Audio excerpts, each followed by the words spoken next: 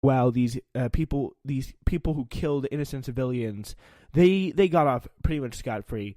Some of them children, by the way, in Iraq, they got off scot-free. She got prosecuted for years by the government. Obama released her at the end of her term, which was his term, which was a very good thing that he did.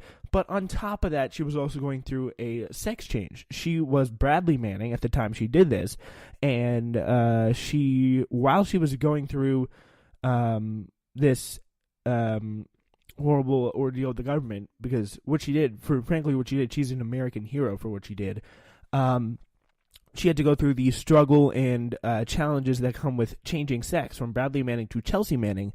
So she really has had a rough go of it lately, and that makes it all the more disturbing when she posts a picture of her in what looks like some gown facing down at the street from what looks like a window ledge high up in like a New York City street, and the window ledge is just down there, and it's just a straight drop, as if she's trying to commit suicide, a possible suicide attempt, which she has done in the past, because she has, on top of that, she's dealt, unsurprisingly, with what she's had to go through with some mental health issues as well.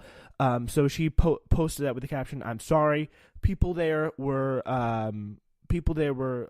freaking out. They were like, "Oh my God, are you okay? What can we do to help you?" Luckily, the family confirmed on her Twitter account recently this morning. We got some good Memorial Day news. As we honor those who serve our country, no better way to look at it than Chelsea Manning, who later on, her family tweeted out, Chelsea is on the phone with friends. Chelsea is safe. She's on the phone with friends. Thanks for everyone for your concern. Please give her some space. So, yeah, that seems to be what is going on here right now. She seems to be very much okay. She's in the clear, and that's something we can all be thankful for, because this person, Chelsea, she does not, and she's running for office, by the way, to unseat Senator Ben Cardin, so give her some support for the Democratic primary. But yeah, so pretty much the point is, she has gone through so much, and she's really done so much for this country, and we obviously wish her the best, because what she released, some of the stories of the U.S. killing innocent children, innocent civilians, and even journalists like Reuters reporters, and then literally videos of them laughing about it. You should go investigate this more on your own time. But it's some really despicable stuff. She released that stuff, and the fact that she was prosecuted for the government by that is just despicable. And we here at the Spencer Walsh Radio Network, and our audience, our listeners, everyone associated, wish her nothing but the best for the future and down the road. Just wanted to talk about that briefly today, as now we move on. All right, ladies and gentlemen, welcome back to today's show. We got a great one for you, so thank you so much for staying with us throughout our 30-minute period today. So here's what we got now. A report from TYT Investigates. It's Young Turks investigative journalism going on. So, it's about a report by the name of someone by the name of Alex Kochs. So he's an investigative reporter at Sludge, which is an investigative group, and TYT Investigates, which is the report. So he's filed. The point is he has filed a report about two Koch insiders. They're creating a new office inside the FCC. Two recent employees from key groups financially supported by billionaire industrialists Charles and David Koch are creating a new office inside the Federal Communications Commission that will provide economic data and analysis relating to FCC policy initiatives. The office could provide FCC Chairman Ajit Pai with analytical justification for slashing regulation. So this is going to be economic data and analysis.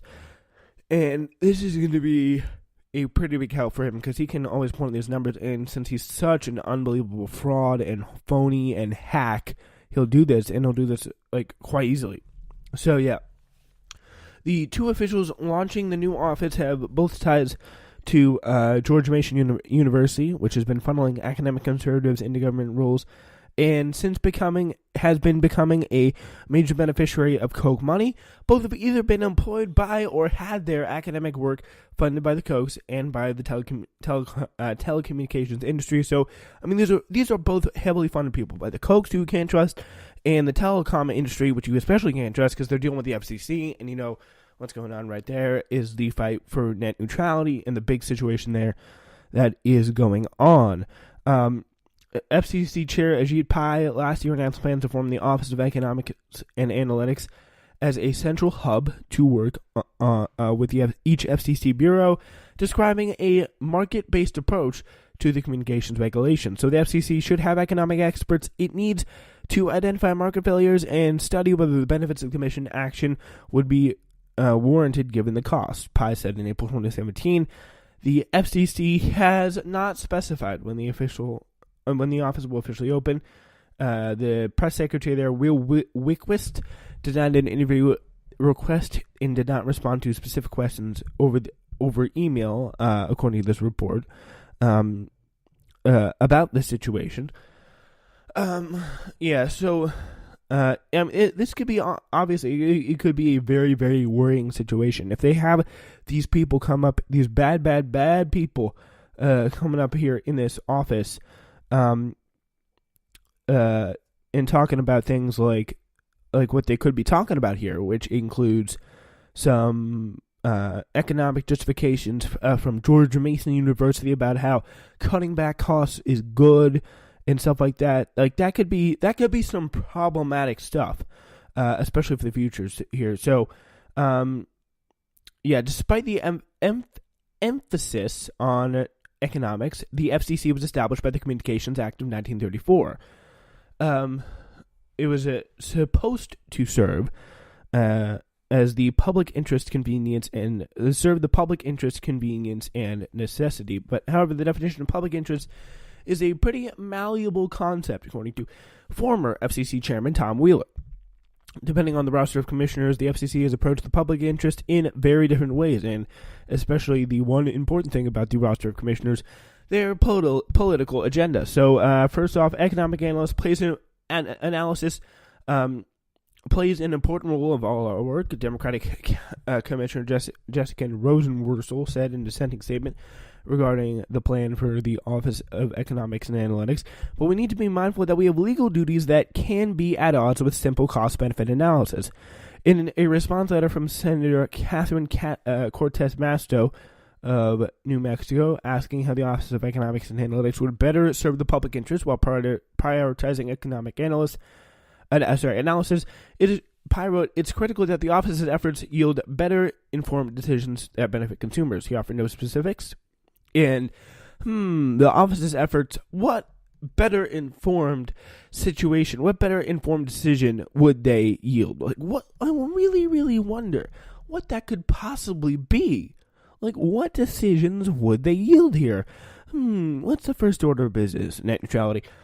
What do you think about that? Koch-funded, telecom communication industry-funded people. What do you think about that? It's great. Okay, thank you. You did your job. Group dismissed. Yeah, so here are the people he's having now in that office. And by the way, critics are saying now that the Pai has abandoned the public in favor of big business. That's what we call the understatement of the year. So to create the office, Pai has enlisted Wayne Layton, who's the current chief of the FCC's Office of Strategic Planning and Policy Analysis, which will have its existing functions carried out by the new Office of Economics and Analytics. He was previously executive vice president of the Charles Koch Foundation, and before that, head of government affairs for Koch Industries. Layton earned his economics PhD at George Mason University, which accepts millions of dollars in funding each year from conservative megadonor Charles Koch for economic and other programs, and has taught at a private college, the Universidad Francisco Marroquin in Guatemala, the president of which was recently the head of a Koch-funded organization of free market academics called the Association of Private Enterprise Education. So, I mean, they're spreading this bullcrap, for lack of a better word, really worldwide. So Wayne Layton will be in there helping out the FCC about policy analysis and economic analysis. He's going to be contributing over there. And helping Leighton launch this office is Jerry Ellig, who Pi named chief economist of the FCC in July 2017. Ellig, who has worked also at the FTC, has taken a one-year leave of absence from GNU's Mercatus Center. Because, 1 year is all it's going to take to pass neutrality.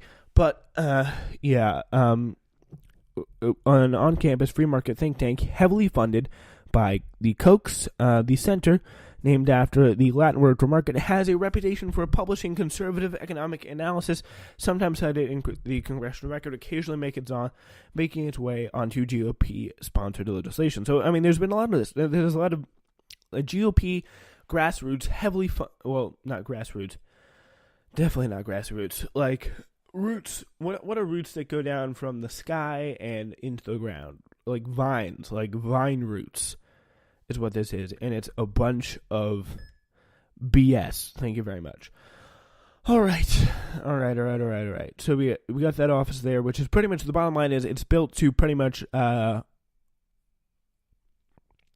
really benefit in whatever possible way they can.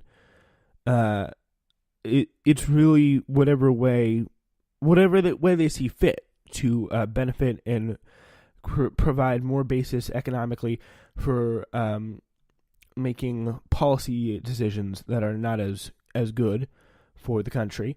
It's whatever way they can do that is something that must be done, and creating this office is one of those ways, apparently. Anyway, so yeah, China approved more Ivanka Trump trademarks the same week as the ZTE pivot from Papa Bear. And so that leaves me to really have the conclusion that optics and ethics, according to the Splinter News report, are two words that are simply lacking in the Trump family lexicon. We already know about President Trump's recent about-face on the Chinese telecom company ZTE, which was considered a national security threat by both Democrats and Republicans, was suspect. Shortly after Trump tweeted earlier that he was reversing his policy on ZTE, news reports surfaced that the Chinese government had agreed to grant $50 million in loans to an Indonesian resort project that would directly enrich Donald Trump.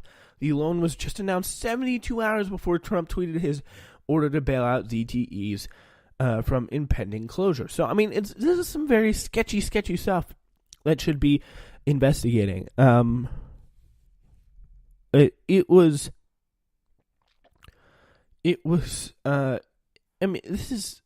like direct, call me crazy here, but this kind of sounds like direct personal enrichment. I may not know what I'm talking about, but there's a very good possibility that there is some serious problems with this bill, with this deal, and people in the Trump family, including Donald Trump himself, and Chinese government granting a $500 million loan to an Indonesian resort project.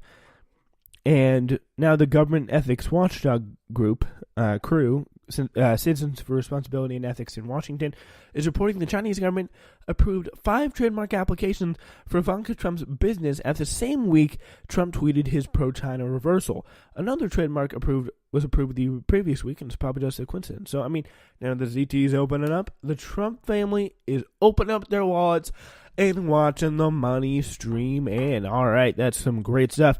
The trademarks were applied for in March 2017, and given the president's daughter's company rights in China, it would give them the company rights in China on goods including bath mats, textiles, and baby blankets, CREW said. Ivanka Trump Marks LLC already holds more than a dozen trademarks in the country, as well as multiple pending applications, and China's major supplier of Ivanka Trump branded merchandise. Buy that merch. Buy that Ivanka Trump merch. Buy that. I wouldn't personally, but whatever. Yeah, so that's kind of what's going on right now, apparently, with this whole situation. The money is really flowing in here. Later last year, 3 of her business's trademark applications in China were approved the same day she and her husband, Jared Kushner, had dinner with the Chinese advisor, President Xi Jinping. he's a Chinese president.